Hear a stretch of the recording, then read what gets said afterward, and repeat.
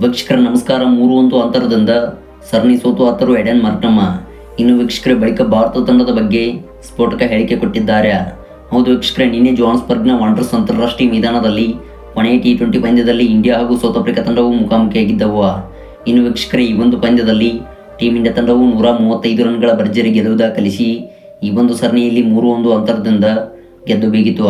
ಇನ್ನು ಅದೇ ರೀತಿಯಾಗಿ ಈ ಒಂದು ಸರಣಿಯ ಸೋಲಿನ ಬಳಿಕ ಸೌತ್ ಆಫ್ರಿಕಾ ತಂಡದ ಕ್ಯಾಪ್ಟನ್ ಆಗಿರುವ ಎಡೆನ್ ಮಾರ್ಕ್ರಮ್ ಅವರು ಭಾರತ ತಂಡದ ಬಗ್ಗೆ ಸ್ಫೋಟಕ ಹೇಳಿಕೆ ಕೊಟ್ಟಿದ್ದಾರೆ.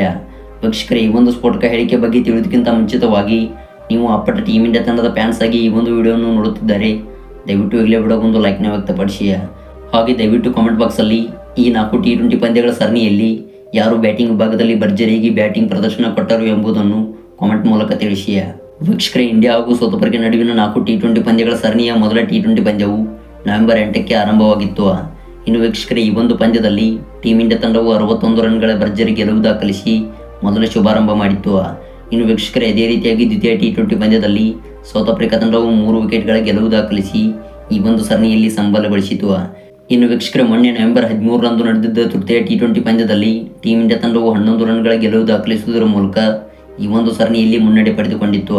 ಇನ್ನು ಇದೀಗ ನಿನ್ನೆ ನವೆಂಬರ್ 15ರಂದು ನಡೆದಿದ್ದ ಕೊನೆಯ T20 ಪಂದ್ಯದಲ್ಲಿ ಟೀಮ್ ಇಂಡಿಯಾ ತಂಡವು 135 ರನ್ಗಳ ಗೆಲುವು ದಾಖಲಿಸಿ ಈ ಒಂದು ಸರಣಿಯನ್ನು ಗೆದ್ದು ಬೀಗಿತು. ಹೌದು ವೀಕ್ಷಕರೇ, ಜೋಹಾನ್ಸ್ಬರ್ಗ್ನ ವಾಂಡರರ್ಸ್ ಅಂತಾರಾಷ್ಟ್ರೀಯ ಮೈದಾನದಲ್ಲಿ ಟೀಮ್ ಇಂಡಿಯಾ ತಂಡವು ಟಾಸ್ ಗೆದ್ದು ಮೊದಲು ಬ್ಯಾಟಿಂಗ್ ಆಯ್ದುಕೊಂಡಿತು. ಅದರಂತೆ ಬ್ಯಾಟ್ ಮಾಡಿದ್ದ ಟೀಮ್ ಇಂಡಿಯಾ ತಂಡವು ಹರಿಣಗಳ ಪಡೆಗೆ 283 ರನ್ಗಳ ಟಾರ್ಗೆಟ್ ಕೊಟ್ಟಿತು. ಇನ್ನು ಈ ಒಂದು ಬೃಹತ್ ಮೊತ್ತದ ಗುರಿ ಬೆನ್ನಟ್ಟಿದ್ದ ಸೌತ್ ಆಫ್ರಿಕಾ ತಂಡವು ತವರು ನೆಲದಲ್ಲಿ ತತ್ತರಿಸಿ ಹೋಯಿತು.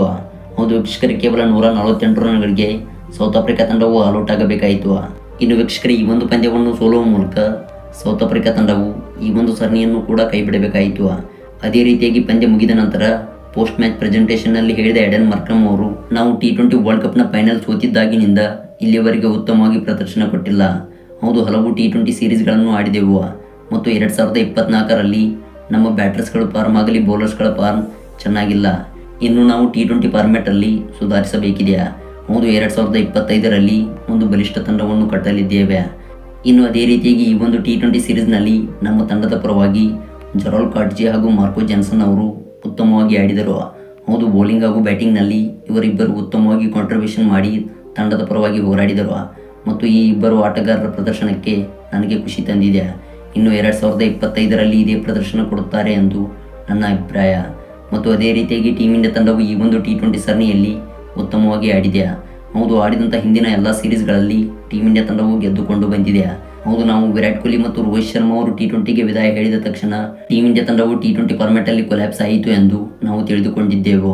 ಆದರೆ ಈ ಒಂದು ಯಂಗ್ ಟೀಮ್ ಇಂಡಿಯಾ ತಂಡವು ಅದನ್ನು ಅಸಾಧ್ಯ ಮಾಡಿ ಹಾಕಿದೆ. ಹೌದು, ಇದೇ ರೀತಿಯಾಗಿ ಟೀಮ್ ಇಂಡಿಯಾ ತಂಡವು ಮುಂದುವರೆದರೆ ಇನ್ನು ಮುಂಬರುವಂಥ T20 ವರ್ಲ್ಡ್ ಕಪ್ಗಳನ್ನು ಕೂಡ ಗೆಲ್ಲಲಿದೆ. ಹೌದು, ಯಂಗ್ ಆಟಗಾರರು ಈ ಒಂದು ತಂಡದಲ್ಲಿ ಆರ್ಭಟಿಸುತ್ತಿದ್ದಾರೆ ಮತ್ತು ಮುಂದಿನ ದಿನಮಾನಗಳಲ್ಲಿ ಇವರು ಟೀಮ್ ಇಂಡಿಯಾ ತಂಡದ ಸ್ಟಾರ್ ಆಗಲಿದ್ದಾರೆ ಎಂದು ಎಡೆನ್ ಮಾರ್ಕ್ರಮ್ ಅವರು ಪಂದ್ಯ ಮುಗಿದ ನಂತರ ತಿಳಿಸಿದರು.